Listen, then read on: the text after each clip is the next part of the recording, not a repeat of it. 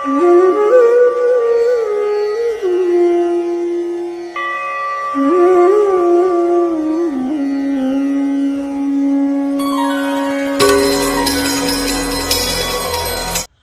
एक सज्जन ने प्रश्न किया है कि कुंडलिनी शक्ति जग जाने के बाद क्या पुनः सो जाती है।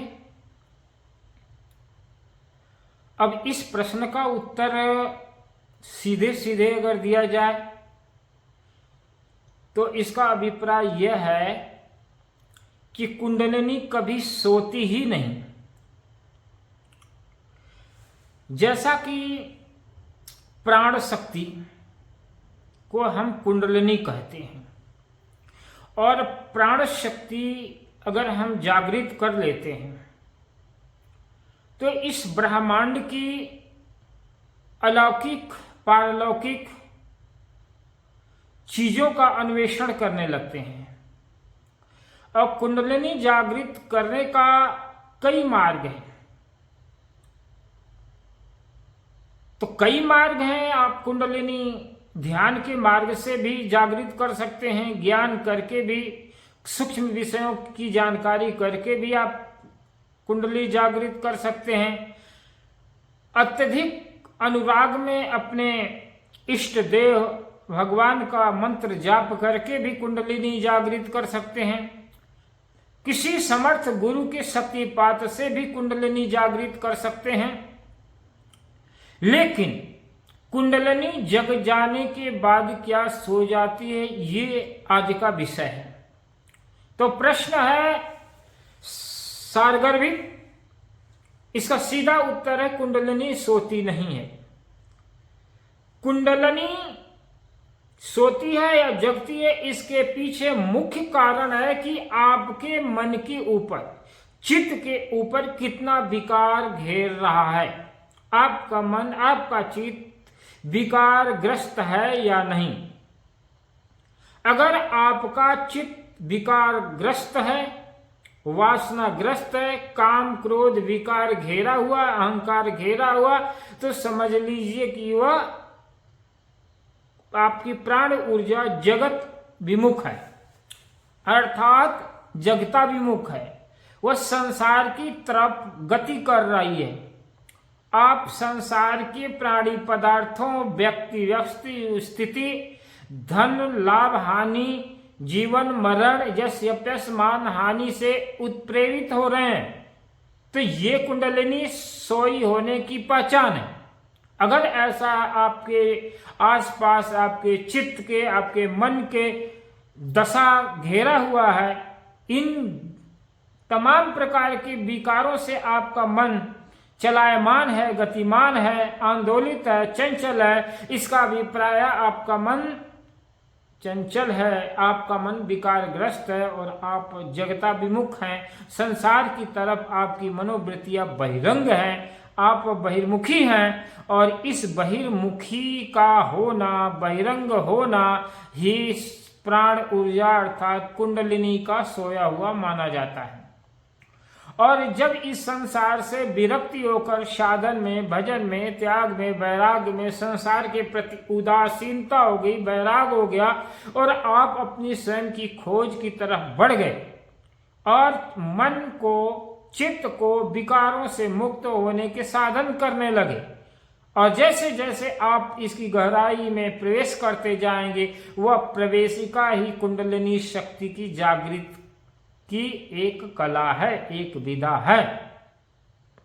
आप गुरु के सत्संग से, गुरु के स्पर्श से, गुरु के दिव्य दृष्टि से, गुरु के सामर्थ्य से, गुरु के शक्तिपात से, आप ज्ञान से, आपके ध्यान से, आप हठ योग के द्वारा, प्राणायाम के द्वारा, अनेक प्रकार की मुद्राओं को करके, अनेक प्रकार के योगाभ्यास करके आप कुंडलिनी को जागृत कर सकते हैं। लेकिन कदाचित आप अपने साधन को छोड़ देते हैं, अपने भजन को, अपने ध्यान को, अपने योगाभ्यास को, अपने प्राणायाम को छोड़ देते हैं या शिथिलता बरतते हैं। आप अभ्यास करना छोड़ करके संसार के काम व्यवहारों में, चिंतन में व्यस्त हो जाते, उसी में समय आपका व्यतीत होने लगता है। तो आपकी जो है प्राण ऊर्जा अर्थात कुंडलिनी सोई ही होती है। अर्थात मुख्य रूप से कुंडलिनी सोई इसलिए नहीं है कि आपके किसी अन्य कारणों से आपकी कुंडलिनी हमेशा से मूलाधार में जाकर के मेरुदंड में अपना जो है मुख जो है प्रवेश करके शांत हो जाती, ऐसा कुछ भी नहीं।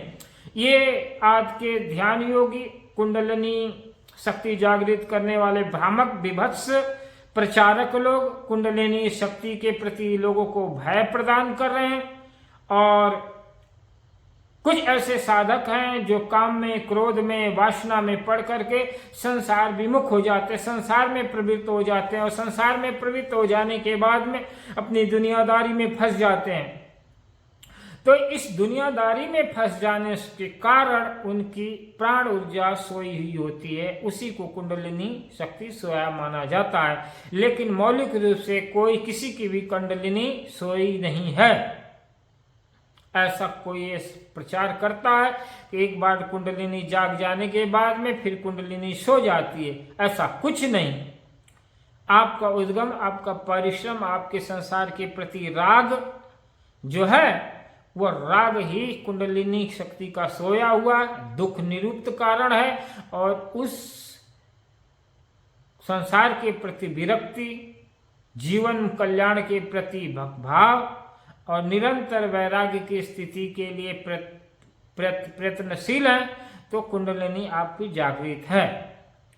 या निरंतर आप गुरु के संसर्ग में हैं, संपर्क में हैं, तो आपको अलग अलग प्रकार की अनुभूतियां होना स्वाभाविक है।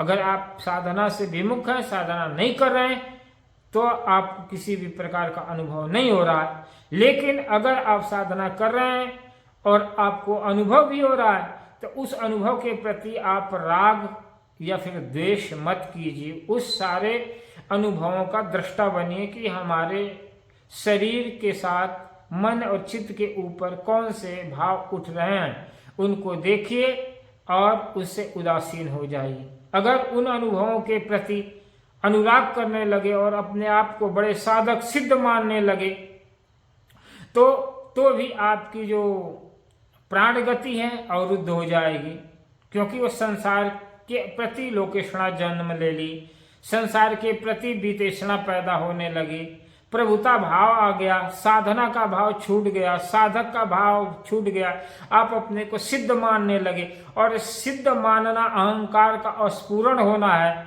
और जब आपके अंदर अहंकार स्फुरण हो जाएगा तो चित्त शुद्ध नहीं होगा, क्रिया अवरुद्ध हो जाएगी, साधना में मन नहीं लगेगा, उसमें अहंकार पैदा हो जाने से आपके अंदर मान बढ़ाई उठने लगेगी, और मान बढ़ाई के विकार उठने की वजह से चित्त की निर्मलता, चित्त की शुद्धि का कार्य रुक जाएगा, और चित्त की शुद्धि का कार्य रुक जाएगा तो आपके अनुभव ही होना बंद हो जाएंगे। इसी को सोया हुआ माना जाता है कि कुंडलिनी सो गई है। लेकिन ऐसा कुछ नहीं है कि कुंडलिनी अगर सो गई है तो आपको फिर प्रश्न करना पड़ेगा, कठिन पुरुषार्थ करना पड़ेगा। इसलिए योग गुरु के संपर्क में जा करके उनकी टूटी फूटी सेवा करके, उनका के प्रति भक्ति, उनके प्रति श्रद्धा रख करके तन्मयता के साथ साधना में संलग्न हो, ताकि आपकी आध्यात्मिक गति हो और अनुभव के प्रति, अनुभूतियों के प्रति आपके अंदर अहंता ममता न पैदा हो, तो आपकी साधना उत्तरोत्तर विकास करेगी और आप एक समय कर्म आशय को मिटाकर कर्म संस्कारों का क्षय करके जीवन मुक्ति लाभ ले सकते हैं। लेकिन अगर ऐसा कोई भयभीत करता है कि कुंडलिनी शक्ति सो जाएगी, फिर ये ऐसा कोई प्रमाण नहीं है। आपकी साधना, आपकी भक्ति, आपकी सेवा, आपका त्याग, आपका वैराग्य आपको आध्यात्मिक उन्नति में सहायक है, न कि संसार के प्रति राग। जो संत महात्मा भी कुंडलिनी जागा करके, जागृत करके संसार के मठ मंदिर आश्रम प्रचार प्रसार और तमाम की मान बढ़ाई में फंस गए, तो उनकी भी कुंडलिनी सो गई समझ लेना चाहिए।